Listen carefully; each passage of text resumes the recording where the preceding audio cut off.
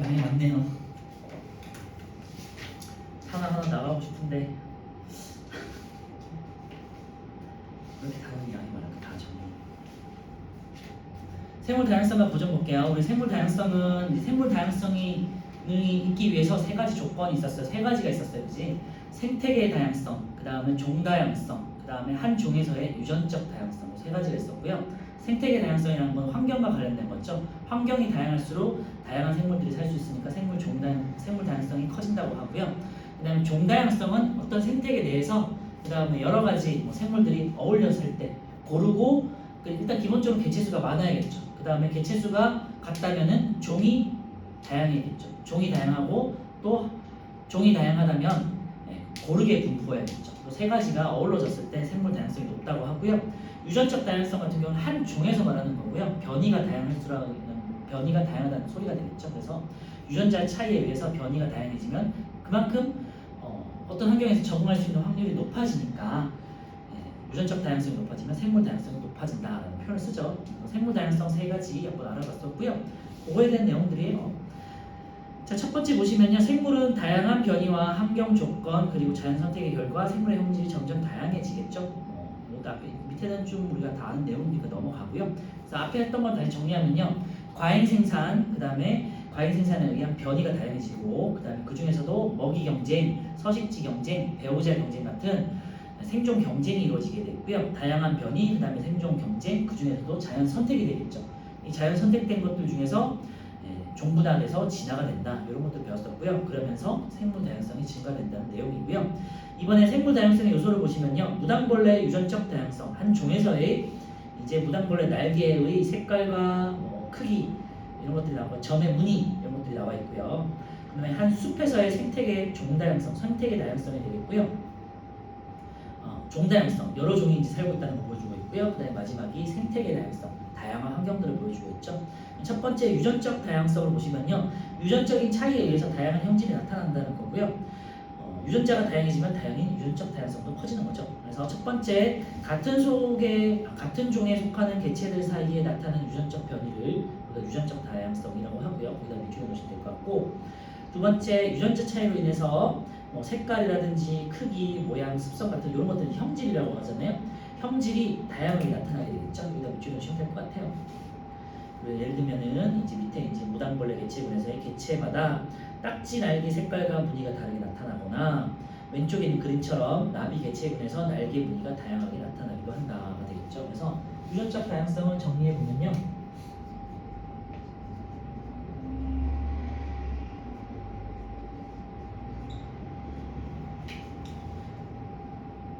유전적으로 다양한 변이가 나타나요. 이게 이제 유전적 다양성 차이가 높아진다라고 할 수 있고요. 그러면은 이제 변이가 다양해지고, 어떤 환경에 대해서 변이가 다양해지면은 이제 급격한 환경 변화에 따라서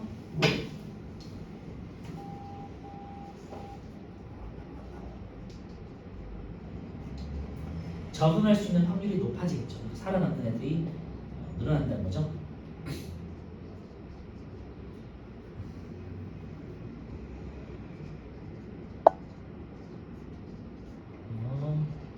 살아남는 개체가 증가가 되고요. 이렇게 돼서 종의 멸종을 막을 수 있겠죠. 이렇게 정리할 수 있고요. 유전적 다양성의 중요성에서 이제 예들이 나와 있는데요. 전염병의 출현이나 기온의 변화와 같은 급격한 환경 변화가 일어날 경우 밑줄하시면 될 것 같아요. 유전적 다양성이 낮은 개체군의 개체들은 이제 전멸할 수 있겠죠. 환경 변화에 적응하지 못해 멸종할 가능성이 큰데, 대표적인 게 바나나 얘기 되겠어요. 그래서 50년대 바나나랑 지금 바나나가 종이 다르다고 하더라고요. 50년대 바나나들은요, 씨 없는 바나나로 씨를 얻어서 심는 것이 아니라 뿌리를 잘라 옮겨놓는 심는 방식이었고요. 이때 모두 유전적으로 동일해서 전염병이 돌았고, 이때 곰팡이 전염병이 돌았고요. 이때 거의 멸종하게 되었대요. 그래서 지금 남아있는 이제 바나나가 거의 마지막 종이고, 이 바나나도 이제 종류가 하나이기 때문에 전염병이 돌면 이제 미래 세대에는 여러분들 어른이 되면은 바나나가 없을 거예요. 그런 식으로 이제 유전적 다양성이 중요하다는 내용이고요. 유전적 다양성이 높은 생물 집단에서는요, 집단 내의 변이가 다양하니까 일단 유출하시면 돼요. 환경이 급격히 변화해도 변화한 환경에 적응해서 살아남는 개체가 존재할 가능성이 높다. 그래서 종이 이제 살아남을 수 있는 확률이 높아진다는 거죠. 유전적 다양성이 높을수록. 그리고 이제 종다양성을 보면요. 종다양성은 그 생태계 내에서 생물 종이 얼마나 다양하느냐라는 말하는 거예요. 그래서 생물 종의 수와 각 종이 고르게 분포하는 정도다. 이렇게 줄여놓으시면 될 것 같고요. 종다양성은 이번에 생물 종의 수가 많고 종의 수가 그 자체로 많은 거고요. 그 다음에 분포 비율이 한 종이 다양해도 한 종이 많은 것보다는 고르게 분포할수록 균등할수록 이제 종 다양성이 높다고 해요. 그래서 분포 비율이 균등할수록 높다. 이렇게 줄여놓으시면 될 것 같고요. 세 번째, 환경 변화나 외부 개입으로 하나의 종이 사라진다면 다른 종에도 연쇄적으로 영향을 미친다는 얘기인데 이거는 이제 먹이 그물과 관계된 거겠죠. 그래서 우리 중학교 때 먹이 그물이 복잡할수록 생태계가 안정화될 수 있겠죠. 그래서 단순한 먹이 그물일수록 이제 그 생태계는 파괴될 확률이 높아진다. 이렇게 해석할 수 있고요. 그래서 종다양성 같은 경우는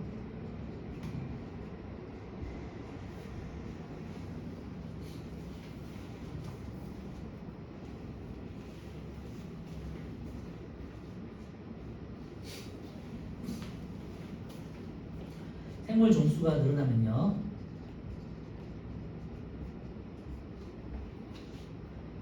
늘어나고 생물 종의 분포 비율이 고를수록 균등할수록 종 다양성이 표현하다고 정리할 수 있고요. 종 다양성이 풍부하다는 건 먹이 그물이 복잡하다는 소리고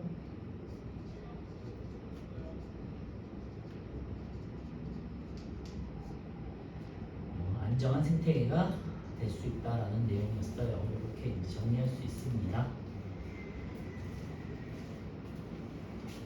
그래서 밑에 있는 자료를 한번 분석해 보면요, 종다양성 분석하기 위해서 1, 2, 세 번째, 3번 같은 환경이 있는데요. 수는 똑같아요. 하나, 둘, 셋, 넷, 다섯, 하나, 둘, 셋, 넷, 5, 3, 15 정도의 개체 수가 있어요. 그래서 1도 15종류, 15개, 2도 15개, 맞죠? 하나, 둘, 셋, 그 다음에 3도 15개가 있는 것 같은데요. 그런데 이제 종의 수는 1번 같은 경우는 개체 수가 15개고 종의 수는 4개가 되어 있어요. 2번 같은 경우는 개체 수가 15개고 종의 수는 4개예요. 3번 같은 경우는 개체 수는 15개인데 종의 수는 3이에요. 그러니까 1번하고 2번이 4개 종으로 똑같죠. 그래서 1, 2번을 보시면요. 그래서 3번은 이제 종다양성이 낮은 거고요. 1, 2번은 종다양성이 높은데 그 중에서도 1번과 2번을 비교했을 때 1번하고 2번을 비교했을 때요. 1번은 비교적 A, B, C, D가 균등하게 분포되어 있어요. 4, 4, 3, 4로 되어 있으니까. 근데 2번 같은 경우는요. A가 9, B가 2, C가 2, D가 2잖아요. 그러니까 A가 좀 압도적으로 좀 많은 편이죠. 그러니까 1과 2를 비교하면요. 개체 수도 같고 종의 수도 같지만 1은 균등하게 더 분포되어 있기 때문에 종 다양성이 더 높다라는 표현을 써요. 왜냐하면 2번 같은 경우는 B, C, D가 죽을 확률이 좀 더 높잖아. 1번보다. 그래서 1번이 종 다양성이 높다는 표현을 쓰고요. 그래서 이번에 보시면 1이 2보다 식물종이 더 고르게 분포하고 있어서 1과 1이 2보다 종 다양성이 높다. 이렇게 정리하시면 되겠죠. 그래서 종 다양성은 3번, 2번, 1번 순으로 커진다. 생각하시면 되겠죠. 그래서 다시 말씀드리지만 종 다양성 같은 경우는 일단 기본적으로 개체 수가 많아야 되고요. 그 다음에 종의 수가 다양해야 되고요. 그 다음 세 번째, 같은 다양한 정도라면은 균등하게 분포해야 된다. 고르게 분포해야 된다는 거죠. 이제 마지막 생태계 다양성이 되겠고요. 생태계 다양성은 다양한 환경을 말해요. 생태계라는 것 자체가 생물과 생물을 둘러싼 환경을 말하는 거잖아요. 그래서 환경이 다양해야 된다는 거고요. 생태계 다양성은요. 첫 번째 줄에 생태계의 종류와 생태계를 구성하는 생물과 환경 등 구성 요소 간의 상호작용의 다양한 정도다. 여기다 그냥 밑줄해 주시면 될 것 같고요. 생태계 종류 한번 그냥 보시면 될 것 같고 3번 생태계와 생물 다양성도 한번 그냥 보시면 될 것 같고요. 4번 생태계 환경이 복잡할수록 다양한 생물이 서식하기 쉽다. 거기다 밑줄해 놓으시면 될 것 같고요. 방금 했던 내용이긴 하지만 먹이 그물이 복잡할수록 생태계 안정성도 높아지잖아요. 그래서 생태계 다양성과 종 다양성과 유전적 다양성은 서로 밀접하고 상호 연관되어 있다라고 이제 정리하시면 되겠죠. 마지막으로 생태계 다양성만 정리해 보면요.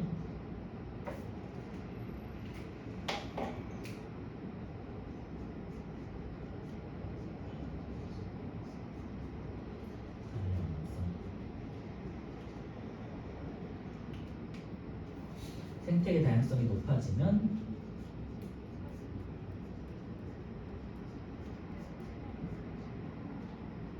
종다양성이 커진다. 똑같은 얘기인데요, 계속.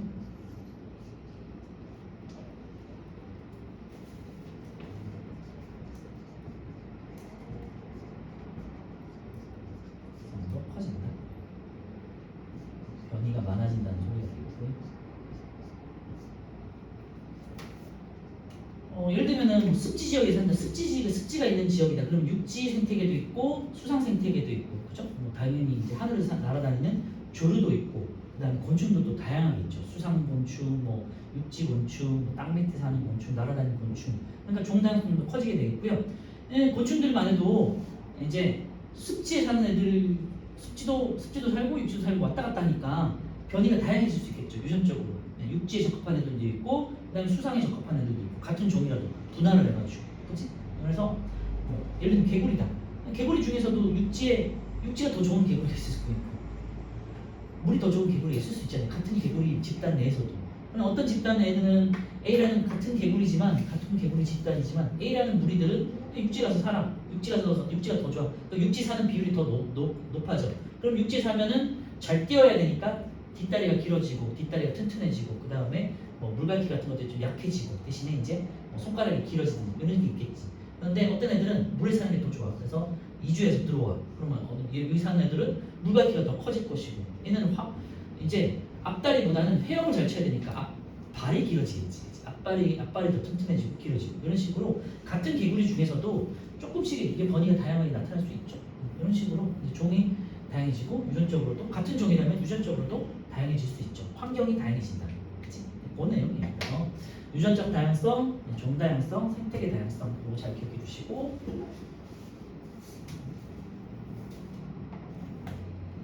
네, 그렇게 이제 정리하면 되겠죠. 그래서 밑에 이제 생물 다양성과 생태계 평형 보시면요, 우리 중학교 때 나온 내용이지만요, 먹이 그물이 복잡할수록 그 생태계가 안정하게 유지되는 예가 나와 있어요. 그래서 왼쪽 보시면 종 다양성이 높으니까 어떤 한 개체가 사라지더라도, 예를 들면 생쥐가 사라졌어. 그래도 수리 부형은요, 참새도 먹을 수 있고, 오리도 먹을 수 있고, 디지도 먹을 수 있고, 도요새도 먹을 수 있으니까 생태계가 안정적으로 유지가 될 수 있죠. 근데 종 다양성이 낮은 생태 같은 경우는 메뚜기가 만약에 어떤 전염병이 돌아서 사라졌어. 그러면은 뒤지는 뒤지겠고, 수리 부형이도 같이 뒤지겠죠. 이런 식으로 생태계가 파괴되겠죠. 그래서 이번에 생태계가 다양해서 생물의 서식지가 다양할수록 생물 다양성이 높다. 어떻게 보면 상식적인 내용 정리할 수 있고요. 41페이지에 있는 생물 다양성의 중요성 한번 보시면요, 생물 다양성이 중요해야 되는데, 왜냐? 우리 인간에게 생물 자원을 공급해주기 때문이죠. 그 내용도 마찬가지로 이제 중학교 시간에 나왔던 내용인데요. 이번에 생물 다양성과 생물 자원을 보시면요, 생물 다양성이 높을수록 이 생물 자원들이 풍부해지는 내용들이 있어요. 그래서 다 우리 배웠던 내용이에요. 의식주 관련된 것들, 그 다음에 의약품 관련된 것들, 환경에 유지한 것들, 그 다음에 미래 유전자 자원, 이 정도만 추가하면 될 것 같고요. 그 다음에 우리가 산업에 모방하는 것들, 아이디어를 모방하는 거죠. 그 다음에 관광 자원으로 사용할 수 있다는 거죠. 그래서 의식주부터 보시면요, 생물은 인간에게 이제 의를 볼게요. 의복과 관련된 거, 목화는 이제 우리 티 같은 거 만드는 면이 되겠죠. 마는요, 우리 여름에 있는 이제 까칠까칠한 거 있지, 그런 거. 그다음에 누에 같은 경우는 이제 비단을 만들어주고요. 비단을 이제 만들 수 있게 해주고요. 양털, 그다음에 소 가죽 이런 것들이 우리 이제 의복의 재료가 되겠죠. 그다음에 식이 재료는요, 쌀, 콩, 옥수수, 밀, 고구마, 감자 등등 너무 많죠. 여러 가지 식량들을 이제 제공해 주고요. 이제 건축 재료로는 목재, 풀 같은 것들이 이제 흙 이런 것들을 이제 생물 다양성으로 제공해 주겠죠. 흙은 생태계니까 포함이 되겠지? 아닐까? 자, 의약품은 이제 오른쪽에 보시면 생물로부터 얻을 수 있는 의약품 몇 가지가 나와 있는데요. 이제 가장 중요한 게 제일 많이 다뤄지는 게 아스피린이에요.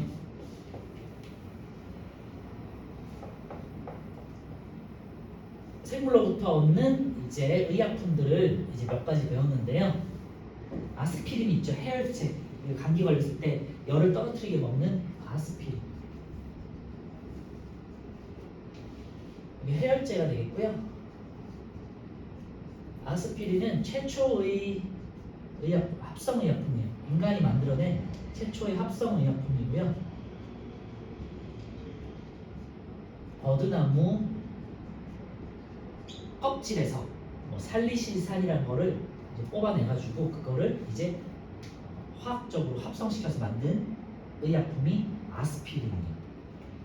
상품명이고요. 어쨌건 최초의 합성의약품은 아스피린이에요. 그 다음에 페니실린. 페니실린은요, 푸른 곰팡이에서 얻는 거고요. 항생제예요. 세균을 죽이는 거죠. 그래서 얘는 최초의 항생제. 최초의 항생제 의약품이 되고 얘는 푸른 곰팡이죠. 푸른 곰팡이가 자기 주변에 있는 세균들을 죽이는 물질을 이제 뭐였지?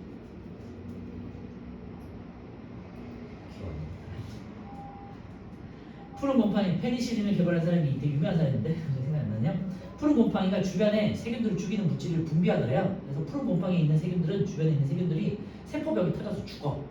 그래서 이게 신기해가지고 이제 관찰을 해서 이제 대량으로 합성한 게 이제 페니실린이고요. 1차 세계대전 때 페니실린이 개발되면서 이제 2차 세계대전을 거치면서 많은 이제 부상자들을 치료할 수 있게 됐죠. 최초의 항생제가 되겠고요. 그래서 두 가지 약품 되게 중요하고요. 푸른 곰팡이 같은 경우는 이제 세포벽에 있는 성분을 이제 분해시키면서 세균의 세포벽을 분해시키면서 터트려서 죽이는 역할을 한다. 그래서 두 개 꼭 기억해 두시고요. 그 다음에 책에 있는 건 신장병 치료제, 디기탈리스 이런 것도 있는데요. 몰라도 되고요. 여러분은 두 개는 꼭 기억하시고 그 다음에 하나가 더 있는데 항암제. 탁솔이라는 항암제가 있어요. 항암제는 암 치료하는 데 쓰는 거잖아. 그래서 요거는 이제 항암제가 되겠고요.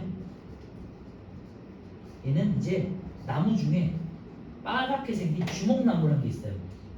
주목나무로부터 이제 얻게 돼요. 그래서 이 세 가지 아스피린, 페니실린, 탁솔 이름 잘 몰라도 되고요. 그냥 항암제 중에서 주목나무에서 얻는 것들이 있다. 이 정도만 기억해 주시면 돼요. 아마 이거 책에는 없으니까 항암제, 주목나무 이 정도만 기억해 주시면 될 것 같고요. 이 밖에도 이제 나팔꽃에서 소화불량 치료제를 또 찾아내기도 하고 그런 식으로 해서 여러 가지 식물로부터 여러 가지 의약품들을 많이 개발해내게 돼요. 그리고 이제 지구 환경 유지는 그냥 상식적인 내용이에요. 다양한 생태계는 공기와 물, 그 다음에 토양 등을 보호하고 지구 환경을 안정되게 유지하고요. 열대우림, 그다음에 열대우림 같은 경우는 나무가 많으니까 이산화탄소를 공급해서 이산화탄소를 통해서 광합성을 하고 산소를 방출하게 되겠죠. 그러니까 이산화탄소를 줄이고 산소를 증가시키는 선순환의 역할을 하고요. 그 다음에 갯벌 같은 경우는 이제 오염 물질을 정화시키는 역할도 하고요. 그 다음에 해안을 보호하는 역할도 한다. 미래 유전자 자원 같은 경우는 생물 다양성은 유전자 자원을 제공하는데 토양에 있는 세균은 농작물 개발에 필요한 해충 저항성 유전자를 제공한다. 그래서 보통 이제 토양 세균이 식물 뿌리에 이제 공생을 해가지고요 서로 간에 이제 좋은 영향을 주기도 하거든요. 참고해 주시고. 그 다음에 이제 산업적 이용이나 모방 제품 생산 이런 것들 한번 보면 좋은데요. 인공 거미줄 같은 경우는 이제 방탄복의 아이디어가 되겠고요. 연잎에서는 이제 방수복의 아이디어가 되겠고요. 그 다음에 잠자리로부터 비행기의 아이디어가 얻어지게 되고요. 그 다음에 그런 것들 있죠. 등등등. 그 다음에 개코 도마뱀으로부터 이렇게 포스트잇 같은 것도 이제 찾아내게 되고요. 그래서 아이디어 되게 많으니까 참고해 주시고 옥수수나 사탕수수 같은 것을 이용해서 요즘에는 이제 콩기름 같은 걸로 에탄올, 바이오 에탄올이라고 가지고 연료로 많이 쓰거든요. 그래서 폐 기름을 가지고 연료로 만드는 또 사업도 해요. 바이오 에탄올이라고. 관광 사업 아이템은 우리가 이제 휴식 공간이 되겠죠. 여가와 휴식 공간 그리고 관광 사업이 되겠고요. 휴양림, 수목원, 국립공원, 그다음에 호수공원, 수변공원 이런 것들 많잖아 주변에. 이런 것들이 이제 관광 자원이 되고 휴식 공간이 되겠죠. 그래서 생물 다양성과 생물 자원에서는 의식주와 의약품 정도 기억하시면 돼요. 이 내용들은 왜냐면 고등학교 2학년 화학 시작 1단원에 똑같은 내용이 나오기 때문에 그래서 제가 말했던 이 내용이 이제 시험에 나옵니다. 아스피린은 해열제, 버드나무, 페니실린은 항생제, 푸른 곰팡이.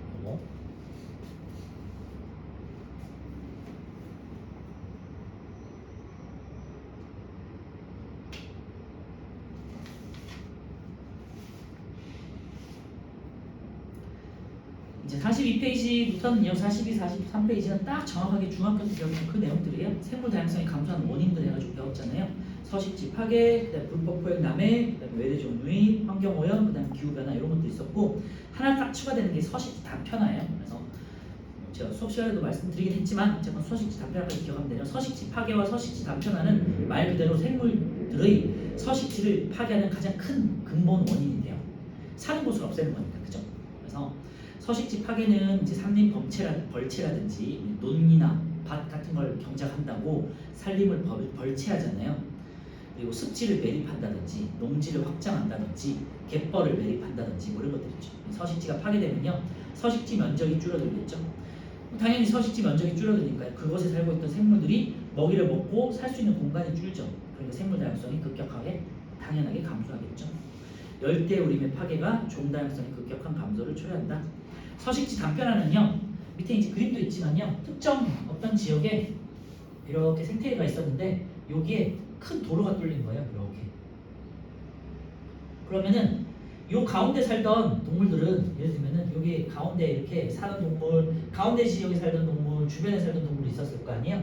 가운데 지역이 가장 안정되고 공간이 넓다 보니까 가장 풍부한 생물들이 많이 산단 말이에요. 종도 풍부하고 다양하게 살고 있었단 말이에요. 그런데 이렇게 큰 도로가 생겨버려요. 그럼 얘들이 가운데 중심부가 이렇게 단편화되겠죠. 그치? 쪼개지잖아. 그러니까 가운데 있던 중심부가 이렇게 쪼개지겠죠. 작아지지. 그러면 주변부도 이렇게 따라서 이렇게 작아지겠죠. 중심부는 이제 더 안쪽으로 가니까 이렇게 가고, 얘도 더 안쪽으로 가니까 결국에는 이렇게 중심부가 작아지는 효과가 생기겠죠. 근데 여기다가 이제 십자로 또 도로가 생겨버렸어. 그러면은 이제 완전히 파괴돼서 얘는 또 이쪽으로 밀려나서 이렇게 중심부는 더 작아질 것이에요. 그죠? 그래서 중심부에 살던 생물들이 다 흩어지니까 완전히 생태계가 파괴가 됩니다. 이게 서식지 단편화라고 하고요. 이 서식지 단편화를 해결할 수 있는 방법이, 해결한다는 것보다는요, 어차피 서식지는 단편화되고 파괴됐지만 이거를 조금 보존하기 위해서 대책을 마련한 게, 이렇게 길이 뚫리면요, 여기와 여기를 연결하기 위해서 이제 있는 도로를 우리가 생태 통로라고 하죠. 그래서 생태 통로 알죠? 그래서 도로 위에다가 이렇게 뚜껑을 덮어가지고 다리처럼 한 다음에 나무를 심으면 여기를 이제 뭐 다람쥐라든지 고라니 같은 것들이 이제 지나다닐 수 있잖아요. 그래서 로드킬을 방지하잖아요. 그래서 생태 통로 용어 정도만 기억하시면 돼요. 서식지 단편화에 대한 대책으로 나온 게 생태 통로다. 그 오른쪽에 생태 통로 있으니까 이따 보도록 하고요. 서식지 단편화 분석하기 뭐 정도만 기억하시면 되는데요. 그래서 첫 번째 줄에 서식지 중앙 부분에 사는 생물의 경우 서식지가 급격히 줄어들겠죠. 파괴가 됐으니까 당연히 사는 곳이. 두 번째 줄 보시면요, 시간이 지남에 따라서 그 지역에 서식하는 생물 중의 개체가 크게 감소하겠죠. 그래서 넓게 살던 애들이 이제 주변으로 뿔뿔이 흩어지면서 서식지의 중심부가 파괴되고 줄어든다라는 내용이 되겠어요. 그래서 중앙에 살던 생물종들이 거의 멸종하게 된다는 거고요. 불법 포획과 남획은 잘 알죠. 이제 야생동물 식물들을 마구잡이로 잡는 걸 말하는 거고요. 예를 들면 코끼리 상어가 가치가 있다고 해서 코끼리를 많이 잡는다든지, 코뿔소 풀이 뭐 어디에 좋다고 해서 코뿔소를 마구 잡는다든지, 뭐 호랑이가 호랑이가 어떻다든지, 아니면 곰에 뭐 쓸개가 좋다고 해서 곰을 잡는다든지 뭐 그런 것들 있잖아요. 그래서 불법으로 포획하고 채취, 남획하는 것들이 생물 다양성을 크게 감소시키겠죠. 당연하게도. 그리고 이제 외래종 같은 경우는 이제 토종 말고요, 외부로부터 들어온 생물들을 말하는 거예요. 보통은 이제 인위적으로 들어온 경우가 많겠죠. 그래서 외래종 같은 경우는요, 환경이 아무래도 우리나라보다는 서부 이쪽이 아무래도 환경이 더 넓고 화려하잖아요. 그치? 생태계가 화려하다 보니까 크고 화려하다 보니까 보통 외래종들이 토종 생물에 비해서 덩치가 커요. 공간이 넓은 곳에 살다 보니까. 그리고 번식력이 되게 우수해. 그러다 보니까 외래종들은 포식종들을 조금 잡아먹는 경향들이 있어요. 그래서 그 생태계에서 최상위 포식자를 형성해요. 예를 들면은 대표적인 게 황소개구리가 되겠지. 황소개구리는 원래 식량으로 들어온 건데, 식량으로 이제 들어와서 키우려고 한 건데, 얘네가 번식력이 너무 우수하고 조금 약간 비호감이잖아요. 솔직히 그래서 사람들 잘 안 먹고 해가지고 그냥 방치시킨 거야. 그래서 그냥 버리고 하다 보니까 우리나라 시골에 가면 황소개구리 되게 많아요. 그래서 되게 시끄럽게 우는 개구리들이 황소개구리거든요. 근데 얘는 뱀도 잡아먹어. 그러니까 그 지역의 최상위 포식자가 되는 거예요. 개구리지만 개구리가 이만하거든요. 활동만 하고 그래서 주변에 있는 생물을 다 잡아먹어버려요. 그래서 이제 얘네를 줄이기 위해서 뭐 이제 늪지대에 많이 사니까 뭐 군인들 동원해가지고 아니면은 자원봉사를 동원해가지고 개구리 잡는 사업들도 많이 하고 개구리 한 마리 잡으면 얼마 이런 식으로 또 이제 지자체에서 하는 경우가 많죠. 그래서 어쨌건 외래종이 유입되면 생태계를 파괴한다는 거고요. 그다음에 환경오염과 기후변화는 뭐 당연한 거니까 넘어가고요. 위에 보시면 꽃매미, 가시박, 붉은기, 거북이 얘네가 대표적인 이제 외래종으로 나와 있는데요. 꽃매미는 뭐 요즘은 또 잘 안 보이는데 홍주가 되게 어렸을 때 아마 몇 년 전에 한때 유행했었거든요. 기억나나요 혹시? 예? 본 적 있니? 기억 안 나? 벌써 이렇게 몇 년이 지났구나. 얘가 굉장히 징그럽거든요. 지금 가까이서 볼 때는 잘 못 느끼는데요. 얘가 굉장히 징그럽고요.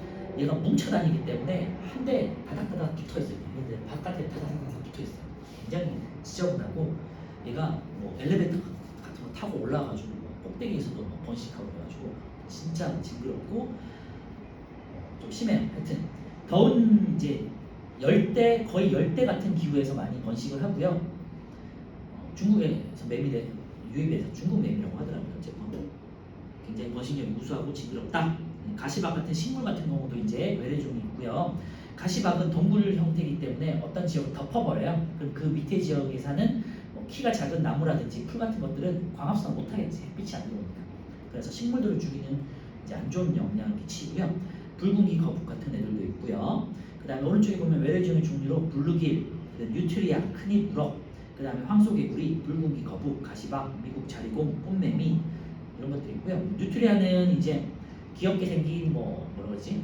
쥐처럼 생긴 큰 쥐 같은 거잖아요. 되게 생긴 건 되게 귀여운데 되게 난폭하고 포식성이 있어서 또 주변에 있는 것들도 다 잡아먹는다고 하고요.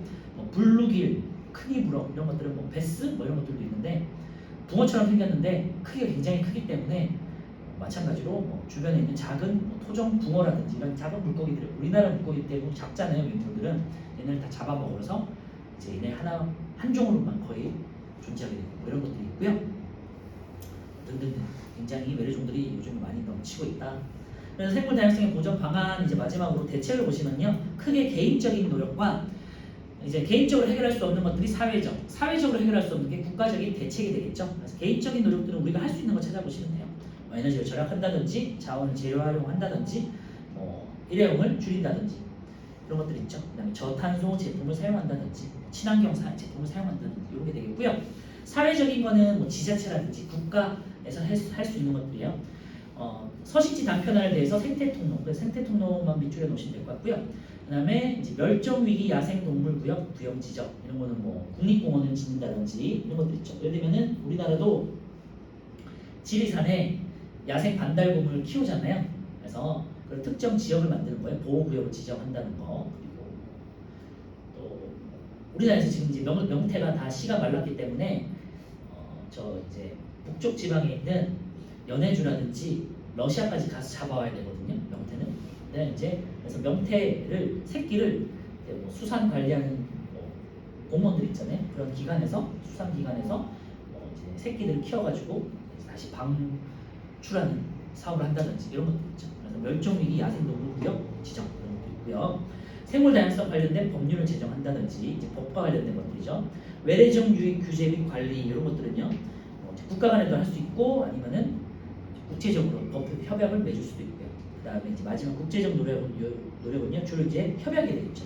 람사르 협약, 기후변화 협약, 멸종위기 야생동식물 국제거래에 관한 협약 또 3개 정도는 꼭 밑줄에 놓으시면 될 것 같고요. 오른쪽에 이제 생태통로 있으니까 한번 찾아보시고 생태통로는 서식지 단편의 가장 큰 원인인 도로 건설에 대해서 생태통로를 설치하면 서식지 단편에 발생한 피해 대부분 이제 로드킬 되겠죠. 로드킬 같은 걸 줄일 수 있다라는 거고요. 람사르 협약, 기후변화 협약, 멸종위기 야생동식물 국제거래라는 협약 꼭 밑줄에 놓으세요. 특히 람사르 협약 중요하고요. 람사르 협약은 오늘 뒤에 있으니까 다시 볼게요. 자, 44페이지에 종다양성 한번 보시면요. 심화강의 종다양성을 결정하는 요인은 첫 번째 줄에 생물종의 수와 그 각종이 고르게 분포하는 정도이다라는 거 아까 했었죠. 그래서 밑줄만 해놓으시면 될 것 같고요. 그래서 종이 풍부한 정도와 종이 균등한 정도를 같이 고려한다. 그래서 문제를 푸실 때 개체수가 일정하다면 생물 종수를 두 번째로 보시고요. 생물 종수를 보신 다음에 세 번째로 아까 전에 봤지만 종의 균등한 정도를 봐야겠죠. 이렇게 세 가지를 연쇄적으로 보시면 된다. 개체수, 그 다음에 종수, 그 다음에 균등한 정도. 그렇게 보시면 될 것 같고요. 아래쪽에 44페이지 2번 종다양성이 생태계 평형 유지의 중요한 까닭인데 한번 쭉 읽어보시면 될 것 같아요. 좋은 내용이니까 간단하게만 보면요. 세 번째 줄에 개체수가 적은 종이 대부분의 경우에는 일부 개체가 죽게 되고요. 그럼 종이 사라지고 생태계 평형이 깨지기 쉽겠죠. 종다양성이 높아지면 질병의 발병도가 낮아져서 생태계 안정성은 높아진다. 마지막 줄에 보시면요. 서식지가 복잡할 수, 예를 들면 갯벌, 습지 이런 데 있죠. 네, 종다양성은 증가한다고 할 수 있겠죠. 자, 오른쪽에 열대우림 보전, 아마존 같은데요. 수풀이 우거진 열대우림의 보전이 중요한 까닭은요. 열대우림은 일반적으로 기본적으로 습지가 많아요. 그러니까 물이 풍부하고요. 사계절 내내 따뜻하겠죠. 기온이 높아서 식물이 무성하게 자라고요. 그러니까 다양한 식물들이 자랄 수 있으니까 종다양성이 가장 높겠죠. 아마존의 열대우림은요. 지구의 허파라고 불릴 정도로 산소를 많이 배출하게 됐죠. 광합성을 하니까. 그런 내용들이 있고요. 아래쪽에 2번 생태계 다양성 보전을 위한 국제협약인데요. 뭐 다양한 것들이 있는데요. 생물 다양성 협약이라든지 멸종위기 야생동식물 국제거래에 관한 협약 등등등인데요. 생물 다양성 협약을 한번 읽어보면 될 것 같고요. 멸종위기에 관련된 건요. 야생동식물 종의 국제적인 거래로 인한 동식물의 생존 위험 방지를 목적으로 한다고 일단 주장하시면 될 것 같고요. 예를 들면은 요즘에 도마뱀 같은 것들도 많이 키우고 이상한 열대 동물들 많이 키우잖아요. 거미 같은 것들 키우고 뱀도 키우고 그러잖아요. 근데 그런 것들이 희귀한 것들이 되게 많아요. 그래서 꼭 그런 것들 도입하기 전에 협약 같은 걸 이제 개인들이 꼭 서약 같은 걸 꼭 하고 국가에다 제출해야 돼요. 그럼 국가들은 그걸 모아가지고 보조도 하고 우리나라에 이런 멸종위기 종들이 들어와 있다는 거를 국제사회에다가 공시를 하는 거지. 그런 식으로 이제 협약을 맺고요. 제가 아까 말씀드렸던 이제 람사르 협약이 제일 왼쪽 아래쪽에 있는 물새 서식지로서 국제적으로 중요한 습지에 관한 협약들이 굉장히 중요하고 우리나라도 가입되어 있기 때문에 그래서 두 번째 줄에 물새 서식지로서 국제적으로 중요한 습지에 관한 협약이에요. 꼭 밑줄에 놓으시고요. 물새들은 이제 한 지역에서만 사는 게 아니라 국가 간에 날아다니면서 지역마다 다니는 애들이잖아요. 그래서 어떤 계절에 번식을 하고 다른 계절에 또 날아가고 이런 것들이 이제 물새가 되잖아요. 그래서 그 지역에 철새들은 주로 이제 물이 많은 지역에 살기 때문에 그래서 국제적으로 이제 협약을 맺어서 특정 습지가 많은 지역들을 이제 보존하는 거거든요. 우리나라가 많이 가입돼 있고요. 그래서 1971년에 뭐 쭉쭉쭉 해가지고 이란에 있는 람사르에서 이게 체결되어서 람사르 협약이 있죠. 그래서 람사르 협약이라는 거 꼭 기억해 두시고요. 우리나라는요 우포늪이라고 경남 창원에 있어요. 우포늪도 있고요. 창녕이었던 것 같아요. 창녕에 우포늪이라는 게 있고요. 그 다음에 전라도에 가면 순천만이라는 거 있죠. 그 다음에 보성 갯벌, 그 다음에 또 서해안에 있는 여러 섬들 해가지고 이런 것들이 우리나라에 굉장히 많이 가입돼 있거든요. 그래서 굉장히 중요한 협약이니까 기억해 주시고요. 그 다음에 오른쪽에 있는 기후변화 협약은 이제 최근 들어와서 가장 중요시되는 거예요. 왜냐하면 지구온난화가 심해지니까 이산화탄소 배출을 감소하려는 목적으로 이제 처결한 거고요. 지구온난화와 기상이변의 원인인 대기의 이산화탄소 농도를 줄이고자 채택했다. 굉장히 중요한 협약이긴 하지만 내용 자체가 그렇게 많지 않기 때문에 람사르 협약이 뭔지 정도만 기억하면 될 것 같아요. 여기까지 하고요. 46페이지부터 49페이지까지 숙제 풀어오시면 다음 주에 풀고 다음 단어는 이제 나가겠습니다. 고생하셨습니다.